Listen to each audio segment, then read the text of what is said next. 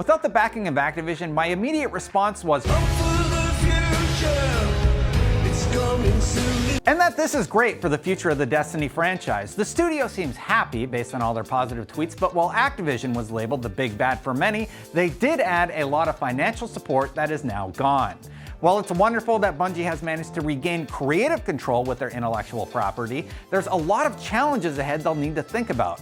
Here are a few questions we have as they wade into these new waters. It's coming soon enough. How much can we achieve? Number 1, publishing the game. Activision confirmed that Destiny 2 will continue to be updated on Battle.net, but after a split, it opens up new options for distribution in the future. Epic recently partnered with Ubisoft to exclusively distribute The Division 2, for example, and Steam could be another option for the PC version. Alternatively, they could create their own platform and release the PC version of Destiny there, which I'll admit does seem unlikely, but it would be very cool. There is a chance that they retained an agreement to distribute on Battle.net as well, but time will tell. Number 2, what about the Activision-owned Vicarious Visions and High Moon Studios? Well, it looks like they're out of the picture. Bungie hasn't been developing Destiny 2 alone. The PC port was masterfully executed by Vicarious Visions, and the well-received Forsaken expansion had some help during development from these two Activision-owned studios.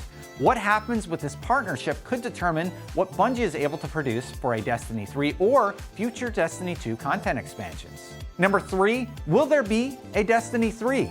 Granted, we've heard many reports that Destiny 3 is in development, but what will that content release look like? Could they possibly just continue updating the sandbox of Destiny 2 with larger updates and regular content drops? Will it be called Destiny 3, or will they make the next entry in the series a platform and drop the number similar to what Halo Infinite did?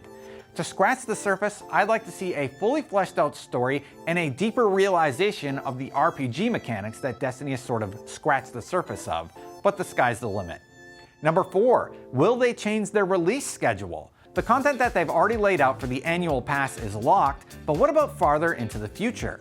Now that they've regained control of their Destiny, that could change. One of the most difficult challenges Bungie has always faced was their own timeline, and according to Mr. Jason Schreier, the entire reason the Eververse was created was as a way to supplement income as they developed the sequel due to their Activision agreement. People did not like the Eververse. Now that the agreement's off the table, they have the option of drastically changing their content drop plan and even delaying Destiny 3 until they feel it's truly fantastic. Number 5, will their Sony partnership continue? I've always seen the Sony partnership as a difficult pill to swallow as it put Bungie in a rough place. Only a fraction of the player base saw the content that was created, fans got incredibly angry at the year-long exclusivity period, and with some exotics and strikes from the original not hitting Xbox until Destiny 2 had released, that's just bad. With the incredibly inclusive community that Destiny has, even PlayStation players were asking for it to be cut. Hopefully, Bungie is listening. Number 6. That said, will they find a new partner? One of the first voices to comment on the new independence was none other than Phil Spencer, head of Xbox. Looking forward to a very bright future working with one of my favorite independent studios on one of my favorite franchises. Excited to see how they continue to grow and evolve Destiny. While Bungie may have celebrated when they left Microsoft originally, both of their businesses have shifted, and it leaves the conversation on the table at a time when Microsoft is building a stable of developers who are making exclusives for the Xbox platform.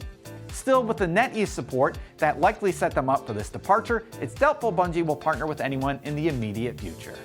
Number 7, how will content delivery and microtransactions change? This one is tricky. On the one hand, this is how they funded a lot of their development costs, but it's also been a thorn in their side as they never figured out a way for Destiny 2 to do microtransactions exceptionally well. The community especially dislikes the way microtransactions have been implemented in the Eververse and have been exceptionally vocal about that since launch.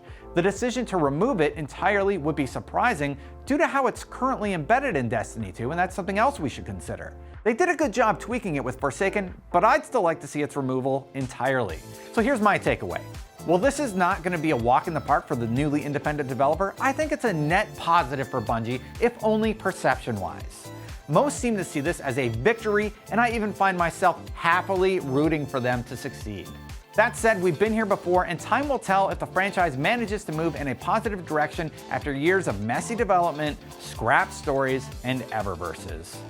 That's what we've got about Destiny. If you like Destiny, be sure to check out Fireteam Chat. And for all things gaming, be sure to keep it right here with IGN.